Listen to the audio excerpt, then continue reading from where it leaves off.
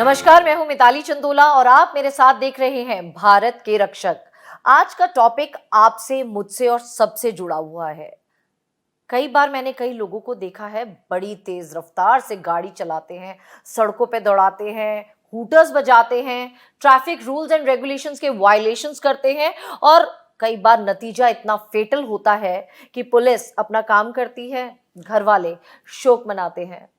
आज मैं आपकी मुलाकात कराने वाली हूं दिल्ली के स्पेशल कमिश्नर अजय चौधरी जी से।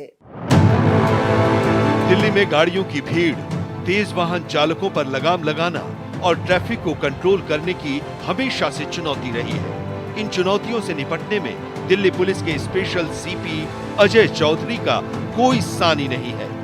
विशिष्ट सेवा के लिए राष्ट्रपति पुलिस पदक से सम्मानित किए जा चुके अजय चौधरी दिल्ली के उपराज्यपाल के ओएसडी के तौर पर भी अपनी सेवाएं दे चुके हैं। अरुणाचल प्रदेश के तिरप जिले के एसपी के तौर पर अपनी तैनाती के दौरान उन्होंने आदिवासी समुदायों को न सिर्फ NSCN उग्रवादियों के शोषण से मुक्त कराया, बल्कि उन्हें गुमराह होने से भी बचाया।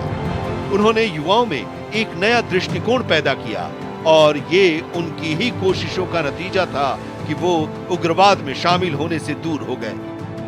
1996 बैच के IPS अधिकारी अजय चौधरी कई अहम जिम्मेदारियों को पूरा करने में अपनी विलक्षण प्रतिभा का लोहा मनवा चुके हैं। कम्युनिटी बेस्ड पुलिसिंग के मामले में उनकी प्रेरणादायी पहल बेहद ही सराहनीय रही है। युवाओं के कल्याण, रोजगार, जागरूकता और रचनात्मक सोच को बढ़ाने के लिए कई सार्वजनिक पुलिस संयुक्त कार्यक्रम चलाने के लिए अजय चौधरी जाने जाते हैं। सर, भारत एक्सप्रेस में आपका खास स्वागत है। जी, थैंक यू वेरी मच। आज मेरी आपसे जो भी बातचीत है वो आम जनता से जुड़ी हुई है। मुस्तैदी से हमने देखा है, ट्रैफिक पुलिस हमेशा तैनात रहती है, सारी मॉनिटरिंग आप लोग करते रहते हैं और जो भी तैनाती होती है वो सिर्फ इसलिए कि सारा ट्रैफिक सुचारू रूप से चले। सबसे पहला कंसर्न आम जनता सुरक्षित रहे, वॉयलेट ना करे और कोई भी फेटल हादसा ना हो। इसके बारे में और मेरी जनता जानना चाहेगी। नहीं, बिल्कुल, बहुत अच्छे अंदाज में आपने ये बता दिया कि ट्रैफिक पुलिस क्या करती है और ट्रैफिक पुलिस की क्या चिंताएं हैं। सबसे बड़ी चिंता यही है कि ट्रैफिक सुचारू रूप से चले और किसी के साथ कोई हादसा ना हो, जो कि अपने आप में बहुत बड़ी चुनौती है।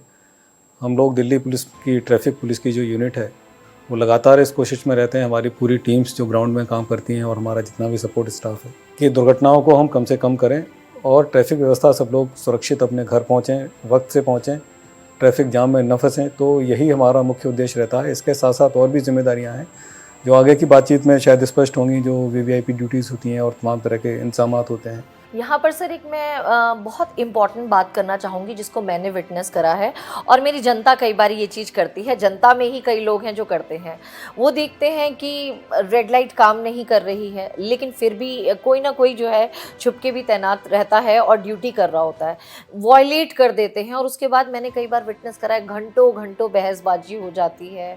चालान तो अब खैर चालान मिल ही जाता है, लेकिन फिर भी तो जब इस तरीके की सिचुएशन होती है, क्योंकि ग्राउंड स्टाफ अपनी ड्यूटी कर रहा है, वॉयलेट कोई और कर रहा है, लेकिन ये समस्या कई बार आ जाती है, वो बार बार रिक्वेस्ट करते हैं कि चालान माफ़ कर दीजिए साहब, अब गलती नहीं करेंगे, लेकिन एक गलती फिर बार बार गलती होती है। जब ऐसी सिचुएशन आती है और कई बार उन स्टाफ को कई कॉल्स वगैरह भी आती हैं, वो कैसे हैंडल किया जाता है और इस चीज़ के लिए क्या स्ट्रिक्ट एडवाइजरी है? देखिए, ये बहुत ही महत्वपूर्ण और गंभीर विषय है जिस पर आपने बात उठाई है कि सबसे पहले तो लोग ट्रैफिक के नियमों का वायलेशन कर रहे हैं, उल्लंघन कर रहे हैं, और उसके बाद अपनी गलती को न मानते हुए जो पुलिस और ट्रैफिक के कर्मी हैं उनके साथ बहस में उलझते हैं। यहाँ तक कि कई बार ऐसी घटनाएं हुई हैं, कल की ही घटना मैं न्यू फ्रेंड्स कॉलोनी में बता रहा हूँ। रॉन्ग साइड से आने वाली एक स्कूटी से कागज़ मांगे गए, कागज़ उसका डिक्की खोलने के बाद पेचकस से सुरक्षाकर्मी पर, ट्रैफिक पुलिस के कर्मी पर ही हमला कर दिया।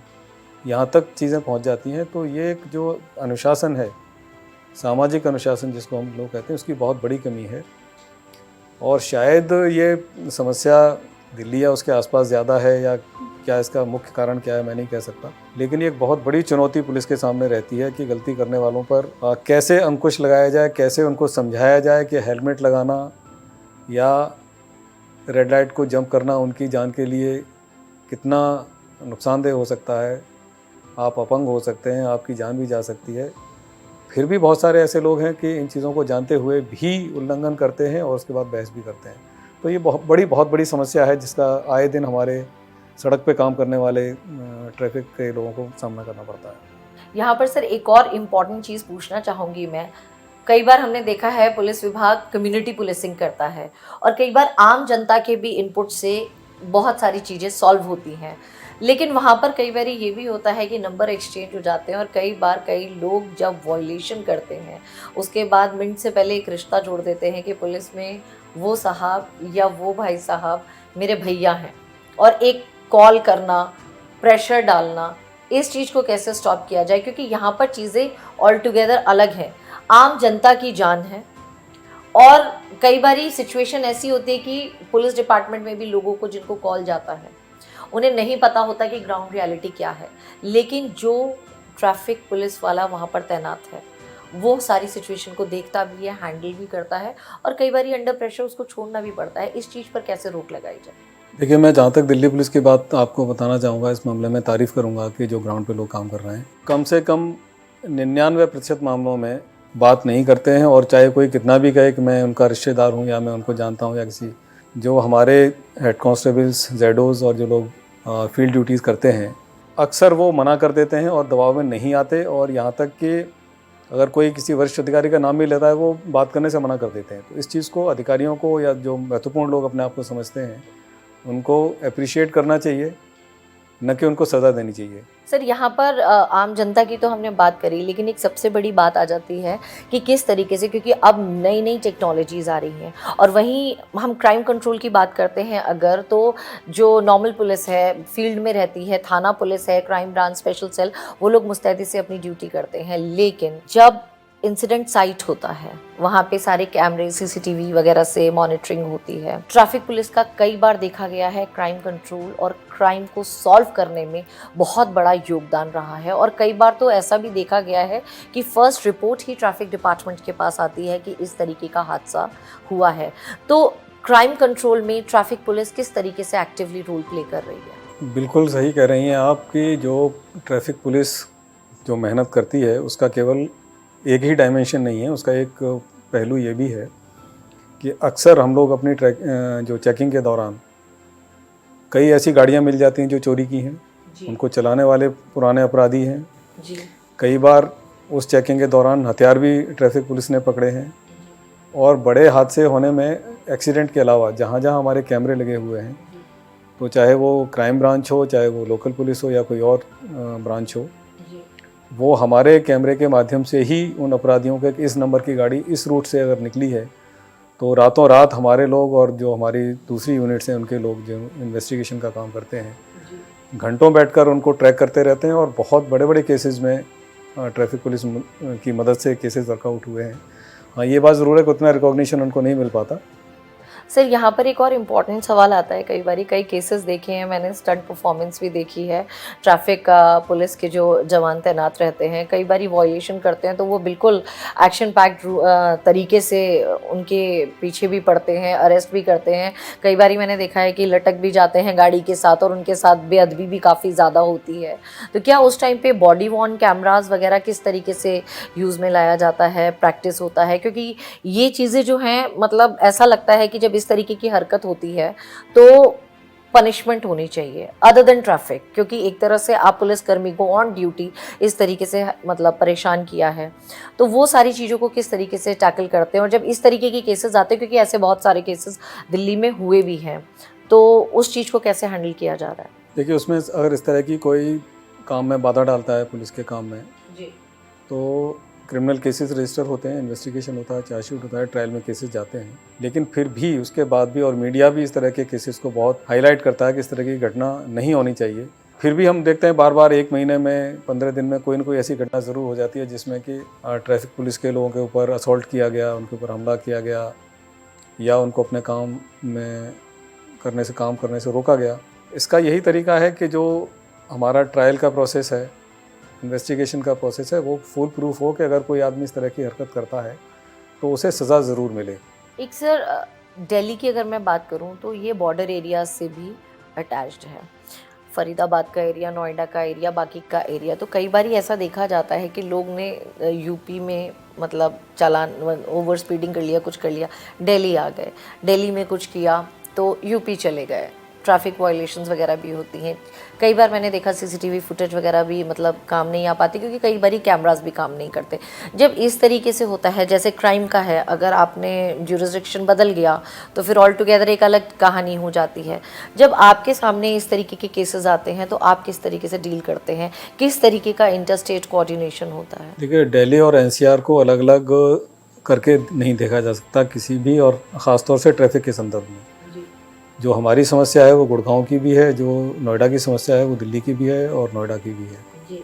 और जितने भी बॉर्डर्स आपने गिनाए, चाहे वो हरियाणा के साथ हो गया, तो उसमें तो हमारा कोऑर्डिनेशन न केवल दूसरी पुलिस के साथ, उनकी ट्रैफिक पुलिस के साथ, बल्कि और भी बहुत सारी एजेंसीज हैं। जैसे कि बहुत सारे जो रोड्स हैं वो national highways authority of India के हैं, तो NHAI हो गया, PWD हो गया, दूसरे अड़ोसी पड़ोसी राज्यों की पुलिस हो गई, ट्रैफिक पुलिस हो गई, सबके साथ मिलकर काम करने से ही सफलता मिलेगी। सर, एक ना जब मैं पब्लिक डीलिंग में कई बार कई लोगों से बात करती हूँ तो वो बड़े चिड़चिड़ाहट में बोलते हैं, वीआईपी ड्यूटीज़ लग जाती हैं तो रूट्स जो हैं वीआईपी रूट्स के चलते ट्रैफिक डाइवर्जन हो जाता है, ट्रैफिक जैम की कई जगहों पर शिकायत होती है। तो सबसे पहला सवाल ये है कि जब वीआईपी रूट्स लगते हैं, वीआईपी ड्यूटीज़ होती हैं, उस टाइम पर ट्रैफिक कंट्रोल करने में किन समस्याओं का सामना करना पड़ता है और उस टाइम ट्रैफिक पुलिस की कितनी इंपॉर्टेंट भूमिका रहती है किन किन क्षेत्रों में? देखिए, वीवीआईपी रूट्स जो लगाए जाते हैं उसका ये कारण नहीं है कि वो लोग बहुत महत्वपूर्ण हैं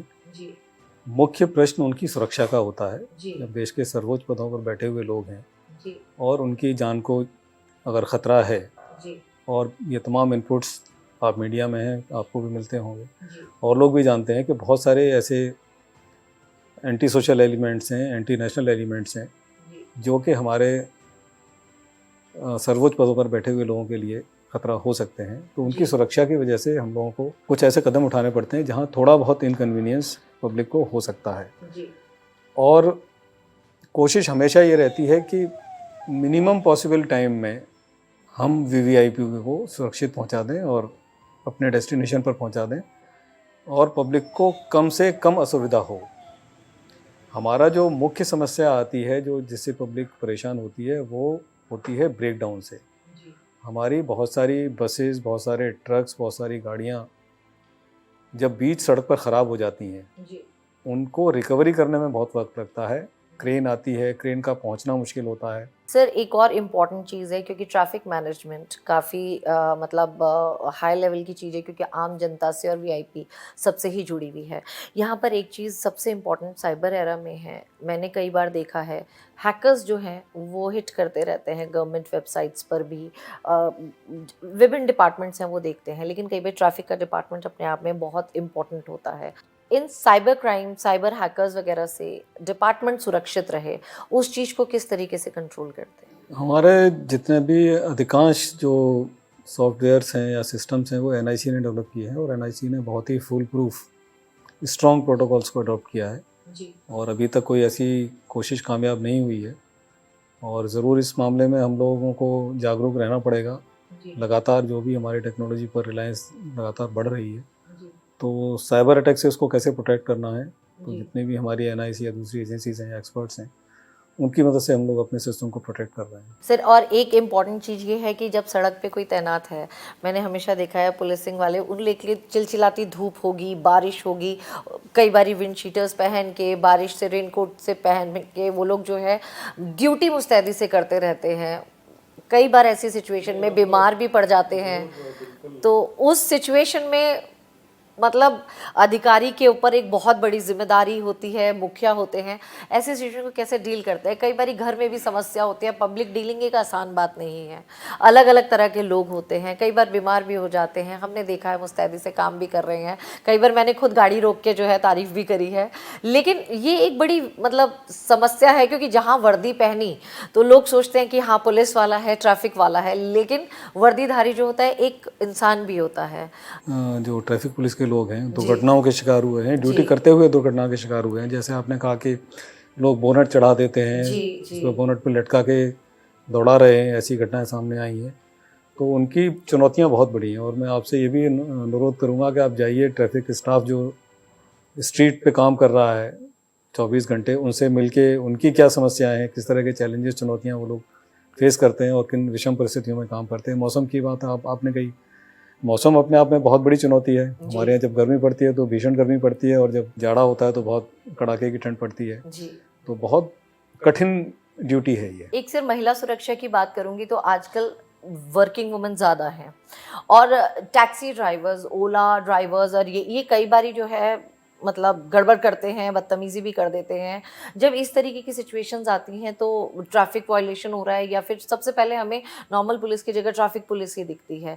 जब इस तरीके के ये लोग जो हैं दिक्कत करते हैं, इनके खिलाफ क्या एक्शन लिया जाता है? देखिए, इस तरह की जो भी शिकायत आ रही है जी, उस पर हम लोग चालान भी करते हैं। अगर कोई क्रिमिनल एक्शन बनता है तो क्रिमिनल लीगल एक्शन भी लिया जाता है। जी, और एक हम लोगों ने एक ट्रैफिक प्रहरी नाम का ऐप लॉन्च किया है, जी, जिसमें पब्लिक का कोई भी आदमी जी, उस ऐप को डाउनलोड करने के बाद अपनी शिकायत उस पर दे सकता है। जिसमें कि अगर किसी ने TSR या टैक्सी ने रिफ्यूज़ल किया, जाने से मना कर दिया, जी, या कहीं कोई बदतमीज़ी की, जी, और इसी तरह ओला उबर भी, उनके ऊपर भी कम से कम एक नियंत्रण ये है कि आपकी लोकेशन पता चलती रहती है। जी, तो लगातार हम लोग उनको सेंसिटाइज भी कर रहे हैं, टैक्सी ड्राइवर्स को और TSR ड्राइवर्स को, कि उनकी क्या जिम्मेदारी है और इस तरह की हरकत न करें वो। इसके अलावा हमने एक और ड्राइव चला रखी है कि प्रॉपर यूनिफॉर्म में रहें।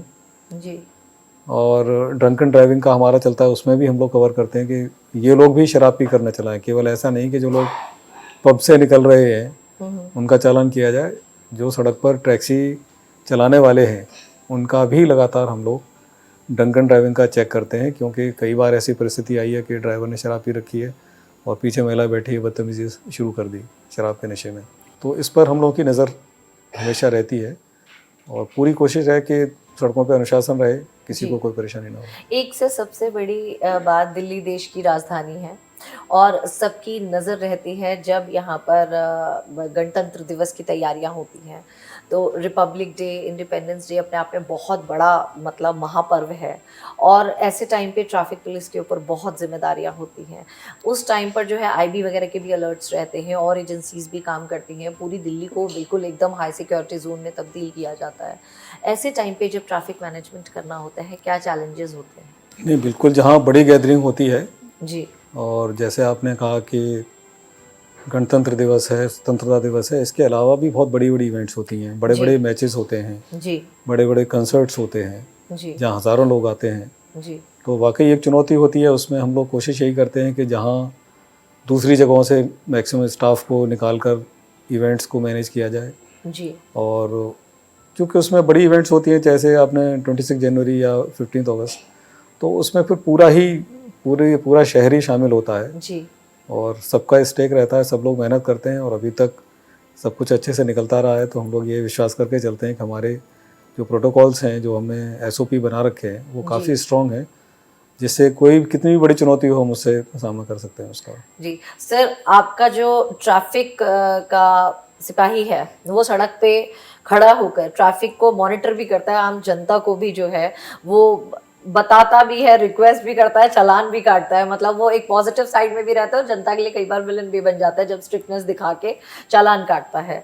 तो एक बार मेरे चैनल के माध्यम से आप जनता को एक मैसेज दीजिए, और डूज एंड डोंट्स। देखिए, मैं यही अपील कर सकता हूँ सब लोगों से कि पूरे इंटरव्यू के दौरान हमने ये बात कई बार कही कि सबसे पहले आपको अपनी और अपने परिवार की सुरक्षा का ध्यान रखना है। जो ट्रैफिक पुलिस का आदमी ड्यूटी कर रहा है, वो आपको परेशान करने के लिए नहीं खड़ा हुआ है, वो इसलिए खड़ा हुआ है कि आपको असुविधा ना हो और आप सुरक्षित रूप से घर पहुँचें। तो मैं ये हाथ जोड़कर निवेदन करना चाहता हूँ, अगर आप दुपहिया वाहन चला रहे हैं तो हेलमेट ज़रूर लगाएं। पीछे अगर आपने बच्चों को बैठा रखा है, अपने परिवार के किसी सदस्य को बैठा रखा है, उसको भी हेलमेट दें। और हेलमेट को केवल ऐसे नहीं कि रख लिया सर पर, उसको प्रॉपरली जिप करना होता है, जिससे कि वो दुर्घटना के वक्त आपको मदद करे। अगर आप अनुशासन बनाकर चलेंगे, लेन ड्राइविंग करेंगे, दूसरों की सुरक्षा का ध्यान रखेंगे, शराब पीकर गाड़ी नहीं चलाएंगे, तो निश्चित रूप से हादसे बहुत कम हो जाएंगे। और एक जान की बहुत बड़ी कीमत होती है।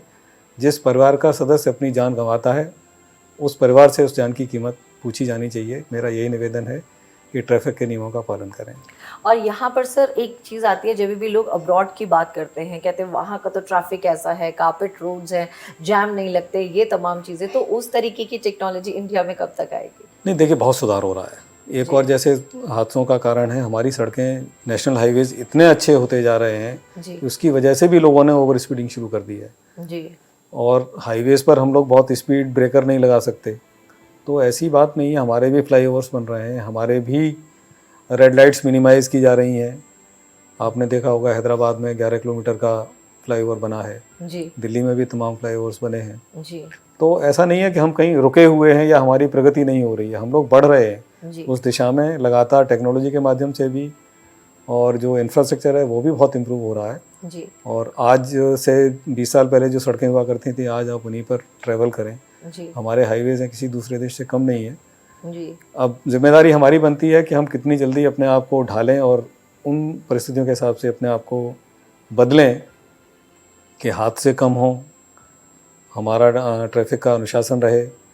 तो ये चीज़ें भी धीरे धीरे ये भी बढ़ेंगी, उसके साथ साथ लोगों की सोच में ज़रूर बदलाव आ रहा है। आपने नई गाड़ी खरीद ली या खरीदने वाले होंगे, चाहे आप बाइक खरीदें, चाहे आप कार खरीदें, कोई सी भी व्हीकल आप खरीदें, लेटेस्ट आप चेक करके लेते हैं, और जब खरीद के लाते हैं तो बाकायदा मंदिर ले जाके पंडित जी से, गिरजाघर में जाके, वहाँ पे चर्च जाएं, चाहे आप गुरुद्वारे जाएं, गाड़ी का शुभ मुहूर्त निकलवाते हैं, पूजा करते हैं और बड़े प्यार से, शान शौकत से उस गाड़ी को रखते हैं। जब आप खरीदी हुई गाड़ी के लिए इतना कुछ करते हैं तो अपनी ज़िंदगी के लिए भी कुछ कीजिए। ज़िंदगी बहुत खूबसूरत है और ये बात सही है। स्पीड जो है वो थ्रिल देती है, एक फन देती है, लेकिन मौत भी देती है। पुलिस मुस्तैदी से तैनात है, ट्रैफिक पुलिस पूरा इंतज़ाम चाक चौबंद तरीके से करती है। मुस्तैदी से तैनात जवान आपकी सुरक्षा के लिए है। बस आप भी मुस्तैदी से ये प्रण ले लीजिए आज कि ट्रैफिक नियमों का आप पालन करेंगे। दिल्ली पुलिस के तमाम ट्रैफिक कर्मियों के लिए और तमाम आला अफसरों के लिए एक बार मेरे साथ जय हिंद, जय भारत बोलिए।